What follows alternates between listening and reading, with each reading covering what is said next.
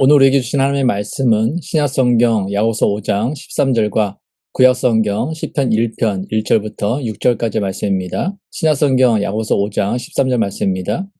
너희 중에 고난 당하는 자가 있느냐? 그는 기도할 것이요. 즐거워하는 자가 있느냐? 그는 찬송할지니라. 구약성경 시편 1편 1절부터 6절까지 말씀입니다. 복 있는 사람은 악인들의 꾀를 따르지 아니하며 죄인들의 길에 서지 아니하며 오만한 자들의 자리에 앉지 아니하고 오직 여호와의 율법을 즐거워하여 그의 율법을 주야로 묵상하는도다. 그는 시냇가에 심은 나무가 철을 따라 열매를 맺으며 그 잎사귀가 마르지 아니함 같으니 그가 하는 모든 일이 다 형통하리로다. 악인들은 그렇지 아니하며 오직 바람에 나는 겨와 같도다. 그러므로 악인들은 심판을 견디지 못하며 죄인들이 의인들의 모임에 들지 못하리로다. 무릇 의인들의 길은 여호와께서 인정하시나 악인들의 길은 망하리로다. 아멘. 성경은 우리 그리스도인의 삶에 대하여 매우 간결하면서도 분명하게 말씀합니다. 야고보서 5장 13절 말씀입니다. 너희 중에 고난당하는 자가 있느냐? 그는 기도할 것이요. 즐거워하는 자가 있느냐? 그는 찬송할지니라. 아멘. 우리 삶에는 고난도 있고 기쁨도 있습니다. 그리고 많은 사람들이 고난을 당할 때에는 낙심하고 절망을 경험합니다. 반대로 기쁠 때에는 교만해지는 것이 또한 많은 사람들의 모습입니다. 그런데 성경은 그리스도인은 고난당할 때에는 하나님께 기도하고 기쁠 때에는 하나님을 찬송하라고 말씀합니다. 왜냐하면 고난 가운데서 우리를 건져주시고 고난 가운데 견디고 이길 수 있는 힘을 주시는 분이 하나님이시기 때문입니다. 또한 고단한 인생길에 기쁨을 주시는 분이 하나님이시기 때문에 기쁠 때에는 하나님을 찬송해야 합니다.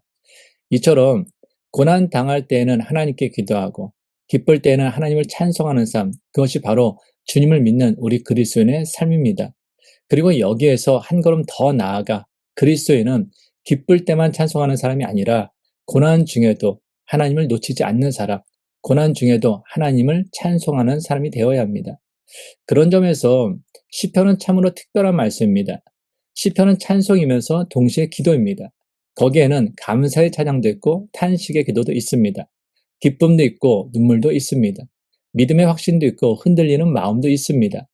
그러나 그 모든 것을 관통하는 한 가지는 어떤 형편 속에서도 하나님께 나아간다라는 것입니다. 그래서 저는 앞으로 시편의 말씀을 함께 나누고자 합니다. 왜냐하면 시편은 인생의 다양한 자리를 지나가는 하나님의 백성이 어떻게 하나님 앞에 서야 하는지를 가장 정직하게 보여주기 때문입니다. 기쁠 때 어떻게 찬송해야 하는지, 고난 중에 어떻게 기도해야 하는지, 더 나아가 흔들리는 시대 속에서 어떻게 하나님을 향한 그 중심을 지켜야 하는지를 시편은 우리에게 가르쳐 줍니다. 그 천문을 여는 말씀이 바로 시편 1편입니다. 그리고 시인은 맨 처음부터 우리에게 한 가지 질문을 던집니다. 누가 복 있는 사람인가? 이 질문은 참으로 중요합니다.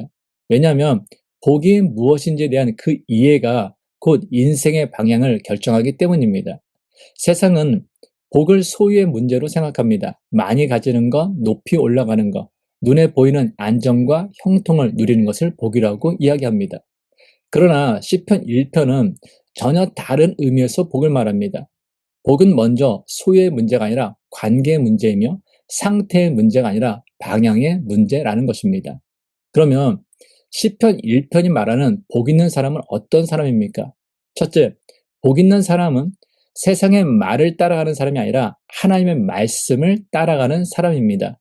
오늘 본문 1절 말씀입니다. 복 있는 사람은 악인들의 꾀를 따르지 아니하며 죄인들의 길에 서지 아니하며 오만한 자들의 자리에 앉지 아니하고. 이 말씀은 매우 짧지만 한 사람의 인생이 어떻게 형성되는지를 정확하게 보여줍니다. 본문은 꾀와 길과 자리라는 세 단어를 말합니다. 그리고 따름, 섬, 앉음이라는 세 단계를 보여줍니다. 처음에는 꾀를 따릅니다. 이것은 생각의 영역입니다. 그 다음에는 길에 섭니다. 이것은 행동의 영역입니다. 마지막에는 자리에 앉습니다. 이것은 삶이 굳어지는 영역입니다. 여러분, 죄는 갑자기 완성되지 않습니다. 사람이 어느 날 갑자기 전혀 다른 삶이 되는 것처럼 보일 때가 있지만 사실은 그렇지 않습니다. 생각이 쌓이고 선택이 반복되고 습관이 자리가 되면서 한 사람의 삶이 형성되는 것입니다. 그래서 시편 1편은 행동보다 먼저 방향을 묻습니다. 너는 지금 누구의 말을 듣고 있는가? 너는 지금 무엇에 설득당하고 있는가? 너는 지금 어디에 익숙해지고 있는가? 바로 그것을 묻는 것입니다. 여기에서 우리는 아브라함의 조카 롯을 떠올리게 됩니다. 롯은 처음부터 소돔 사람이 되려고 했던 것이 아닙니다. 그는 그저 눈에 좋아 보이는 땅을 선택했습니다. 더 넓고, 더 풍요롭고, 더 유리해 보이는 것을 택했습니다. 롯에게 있어서 그 선택은 단지 경제적인 이익을 위한 선택이었을 것입니다.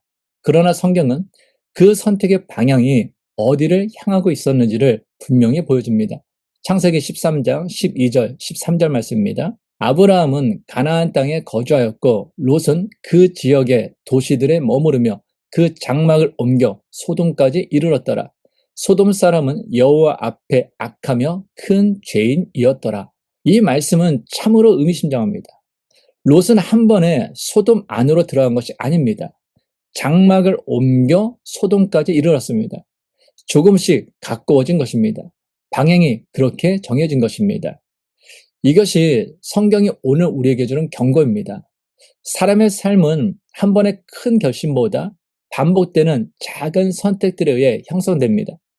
처음에는 별것 아닌 것처럼 보입니다. 처음에는 한 번쯤은 괜찮겠지라고 생각합니다. 처음에는 다른 사람들도 그렇게 사니까 나도 괜찮겠지라고 생각합니다. 그런데 그렇게 시작된 작은 허용이 방향을 바꾸고 그렇게 방향이 계속해서 바뀌게 되면 결국 삶의 자리를 바꾸게 됩니다. 그래서 잠언 14장 12절은 이렇게 말씀합니다. 어떤 길은 사람이 보기에 바르나 필경은 사망의 길이니라. 그렇습니다. 눈에 좋아 보이는 길이 언제나 바른 것은 아닙니다. 당장 유리한 길이 언제나 생명의 길은 아닙니다. 하나님의 말씀을 떠난 길은 처음에는 편해 보여도 결국에는 하나님에게서 멀어지게 만들고 사망에 이르게 합니다. 그러므로 우리는 다른 사람을 판단하기보다 먼저 자기 자신을 돌아보아야 합니다. 나는 지금 누구의 말을 따라가고 있는가? 나는 하나님의 말씀보다 세상의 기준을 더 현실적으로 여기고 있지는 않은가? 내 마음은 지금 어디를 향하고 있는가? 사랑하는 여러분, 복 있는 사람은 실수가 없는 사람이 아닙니다. 하나님 말씀 앞에서 자신의 방향을 점검하는 사람입니다. 그리고 잘못된 길임을 깨달을 때 지체하지 않고 돌이키는 사람, 그 사람이 바로 복 있는 사람입니다. 둘째, 복 있는 사람은 하나님의 말씀을 부담으로 여기지 않고 기쁨으로 붙드는 사람입니다. 오늘 본문 2절 말씀입니다. 오직 여호와의 율법을 즐거워하여 그의 율법을 주야로 묵상하는도다. 아멘. 본문은 복 있는 사람이 단지 잘못된 길을 피하는 사람이라고 말하지 않습니다. 그는 오직 여호와의 율법을 즐거워하며 그의 율법을 주야로 묵상하는 사람이라고 말합니다.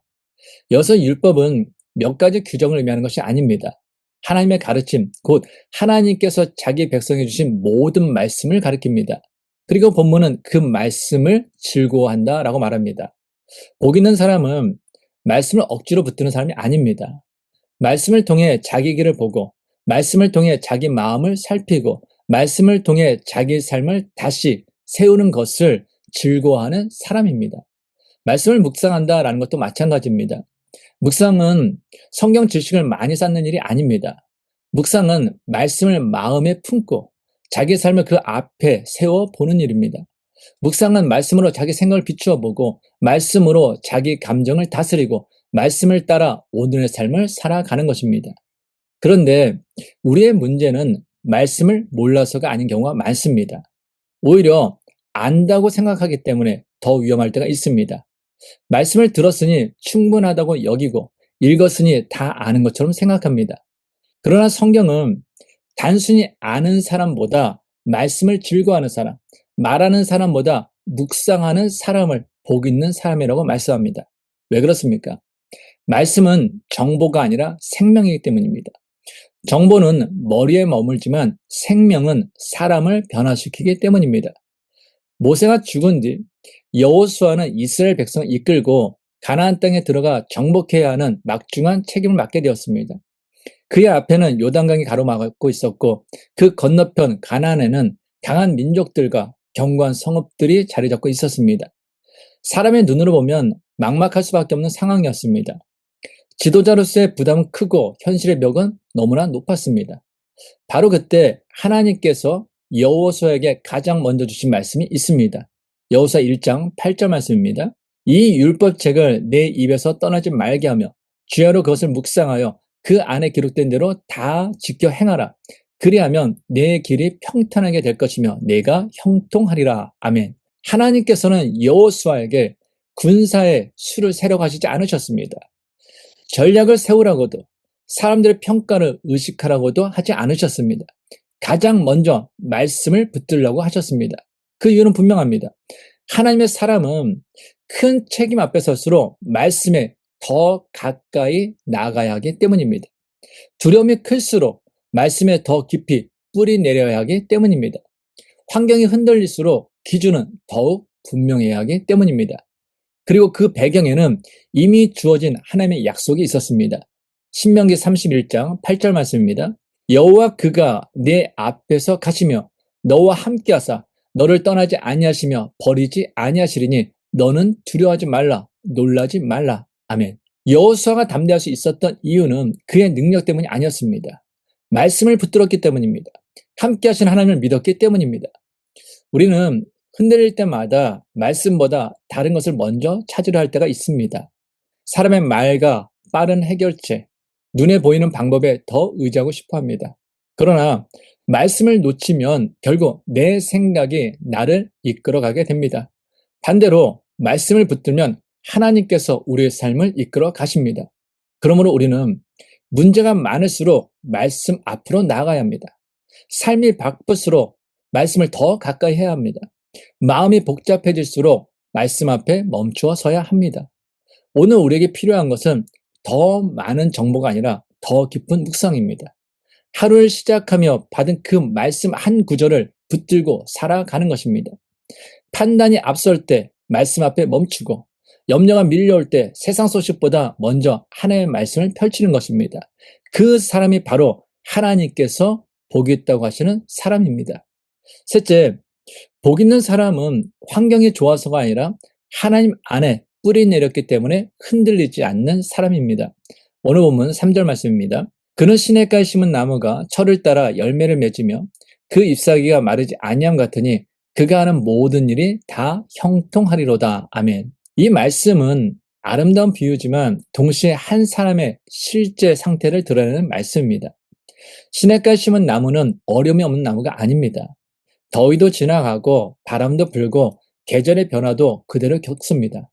그럼에도 그 나무가 마르지 않는 이유는 뿌리가 시냇물에 닿아 있기 때문입니다.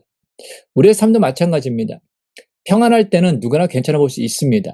그러나 예상하지 못한 일과 어려움이 찾아올 때 그 사람의 뿌리가 어디에 있는지가 드러납니다. 그래서 어려움은 단순한 고통이 아니라 내가 어디에 뿌리 내리고 살아왔는지를 드러내는 순간이 됩니다. 다니엘과 세 친구는 유대에서 바벨론을 끌려간 포로였습니다. 나라를 잃고 익숙한 삶의 자리를 떠나 우상을 섬기는 문화 속에서 살아가야 했습니다. 하나님을 믿는 사람에게 매우 불리한 환경이었습니다. 그러나 그들은 그 환경에 자신을 맡기지 않았습니다. 세 친구의 고백은 그들의 뿌리가 어디에 있었는지를 분명히 보여줍니다.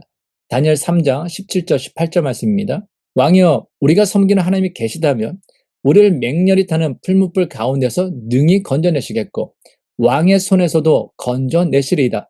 그렇게 하지 아니하실지라도 왕이여 우리가 왕의 신들을 섬기지도 아니하고 왕이 세우신 금 신상에게 절하지도 아니할 줄 아옵소서. 이 믿음은 결과에 따라 흔들리는 믿음이 아닙니다.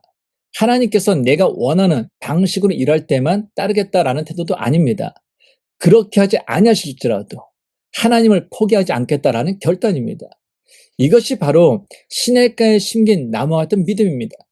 환경이 좋아서 서 있는 것이 아니라 하나님 안에 뿌리를 내렸기 때문에 흔들리지 않는 것입니다. 다니엘도 마찬가지였습니다. 기도하면 사자굴에 던져 넣겠다라는 왕의 조서가 내려졌을 때에도 그는 기도를 멈추지 않았습니다. 다니엘 6장 10절 말씀입니다. 다니엘이 이 조서에 왕의 도장이 찍힌 것을 알고도 자기 집에 돌아가서는 윗방에 올라가 예루살렘을 향한 창문을 열고 전에 하던 대로 하루 3번씩 무릎을 꿇고 기도하며 그의 하나님께 감사하였더라. 여기서 중요한 표현은 전에 하던 대로입니다. 다니엘의 믿음은 위기 속에서 갑자기 생겨난 것이 아니었습니다. 평소에도 하나님께 뿌리내린 삶이었기 때문에 위기 앞에서도 흔들리지 않았던 것입니다. 이와 같이 시냇가에 심은 나무가 철을 따라 열매를 맺고 그 잎사귀가 마르지 않는 것처럼 하나님께 뿌리 내린 사람은 위기 속에서도 흔들리지 않습니다. 그리고 하나님 안에서 견디며 마침내 열매를 맺는 삶으로 나아가게 됩니다. 그러나 반대로 시편 1편은 악인을 바람에 나는 겨와 같다라고 말합니다. 오늘 보면 4절 말씀입니다. 악인들은 그렇지 아니하며 오직 바람에 나는 겨와 같도다. 바람에 나는 겨는 겉으로는 있어 보이지만 속은 비어있고 바람이 불면 흔들리는 삶을 의미합니다. 이 모습을 가장 잘 보여주는 사람이 바로 사울입니다. 사울은 왕으로서 높은 지위와 사람들의 인정을 받았습니다. 그러나 그의 중심은 하나님께 뿌리내리지 못했습니다. 그는 하나님의 말씀보다 자신의 판단을 앞세웠고 회개보다 체면을 붙들었습니다. 사무엘상 15장 22절, 23절 말씀입니다. 사무엘이 이르되 여호와께서 번제와 다른 제사를 그의 목소리를 청종하는 것을 좋아하신 같이 좋아하시겠나이까? 순종의 제사보다 낫고 듣는 것이 순양의 기름보다 나으니 이는 거역하는 것은 점치는 죄와 같고 완고한 것은 사신 우상의 절한 죄와 같음이라. 왕이 여호와의 말씀을 버렸으므로 여호와께서도 왕을 버려 왕이 되지 못하게 하셨나이다 하니 사울의 문제는 제사를 드리지 않은 데 있지 않았습니다. 하나님의 말씀에 순종하지 않은 데 있었습니다. 그 결과 겉으로는 왕이었지만 그의 내면은 점점 무너져 갔습니다. 사무엘상 18장 7절부터 9절 말씀입니다. 여인들이 뛰놀며 노래하여 이르되 사울이 죽인 자는 천천히요 다윗은 만만이로다 한지라. 사울이 그 말에 불쾌하여 심히 노하여 이르되 다윗에게는 만만을 돌리고 내게는 천천만 돌리니 그가 더 얻을 것이 나라 말고 무엇이냐 하고 그날 후로 사울이 다윗을 주목하였더라. 이 사건을 기점으로 사울의 내면은 더욱 흔들리기 시작합니다. 그는 시기와 두려움에 사로잡히게 됩니다. 높은 자리에 있었지만 마음에는 평안이 없었습니다. 겉으로는 왕이었지만 실제로는 바람에 나는 것처럼 흔들리는 삶이었습니다. 결국 그는 다윗을 향한 시기와 두려움에 붙들려 그를 해하는데 인생을 소모하게 됩니다. 사랑하는 여러분, 오늘 우리가 살아가는 시대는 참으로 불안합니다. 멀리서 일어나는 전쟁과 긴장이 더 이상 남의 일처럼 느껴지지 않는 시대를 우리는 살아가고 있습니다. 국제 정세가 흔들리면 유가가 흔들리고 유가가 흔들리면 물가가 흔들리며 물가가 흔들리면 우리의 삶의 자리도 흔들립니다. 결국 세계의 불안이 우리의 식탁과 가정 그리고 일터에까지 스며듭니다. 그러니 우리 마음에 염려가 생기는 것은 이상한 일이 아닙니다. 앞으로 어떻게 될 것인가? 내 삶은 과연 괜찮을 것인가? 우리 가정은 견딜 수 있을 것인가? 이런 질문이 생기는 것은 너무나 자연스러운 일입니다. 그러나 문제는 불안이 찾아오는 것 자체가 아닙니다. 그 불안 앞에서 우리가 무엇을 붙드는가 하는 것입니다. 시편 1편은 바로 그 지점을 우리에게 묻습니다. 너는 무엇에 뿌리 내리고 살아가고 있는가? 세상의 흐름인가? 하나님의 말씀인가? 눈에 보이는 형편인가? 보이지 않아도 살아계신 하나님인가? 복 있는 사람은 세상이 평안하기 때문에 평안한 사람이 아닙니다. 형편이 좋아서 흔들리지 않는 사람도 아닙니다. 복 있는 사람은 흔들리는 세상 한가운데서도 자신을 붙들어주는 근원이 분명한 사람입니다. 그래서 시냇가에 심은 나무처럼 더위가 와도 마르지 않고 바람이 불어도 뽑히지 않습니다. 그의 생명이 환경에서 오는 것이 아니라 하나님에게서 오기 때문입니다. 그러므로 오늘 우리에게 필요한 것은 세상이 다시 안정되기만을 기다린 일이 아닙니다. 물론 우리는 평안한 시대가 오기를 기도해야 합니다. 전쟁이 멈추고 억울한 죽음이 사라지며 삶의 무게가 조금이라도 가벼워지기를 구해야 합니다. 그러나 그보다 먼저 하나님의 백성인 우리는 자신에게 물어야 합니다. 이 흔들리는 시대 속에서 나는 어디에 뿌리를 내리고 있는가? 만약 우리가 말씀을 따라 고난 중에는 기도하고 기쁨 중에는 찬송하며 더 나아가 고난 중에도 하나님을 놓치지 않는 삶을 살아간다면 우리는 같은 시대를 살아가면서도 전혀 다른 방식으로 살게 될 것입니다. 세상은 흔들려도 우리는 무너지지 않을 것입니다.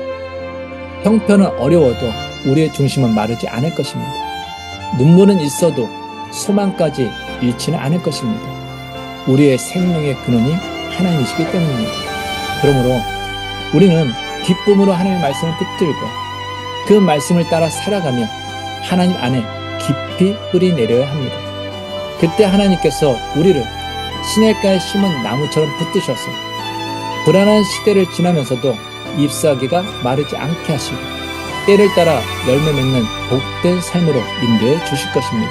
하나님 아버지, 오늘도 귀한 말씀으로 저희를 깨워주시니 감사합니다. 야고보서의 말씀처럼 고난 중에는 기도하고 기쁨 중에는 찬송하며 더 나아가 어떤 형편 속에서도 하나님을 놓치지 않는 삶이 참된 그리스도인의 삶임을 배우게 하시니 감사합니다. 주님, 저희가 세상의 말보다 하나님의 말씀을 더 붙들게 하여 주옵소서. 눈에 보이는 형편보다 하나님을 더 신뢰하게 하여 주옵소서. 말씀을 즐거워하며 주야로 묵상하는 복 있는 삶이 되게 하여 주옵소서. 불안한 시대를 살아가며 우리 마음의 염려와 두려움이 커질 때가 많습니다.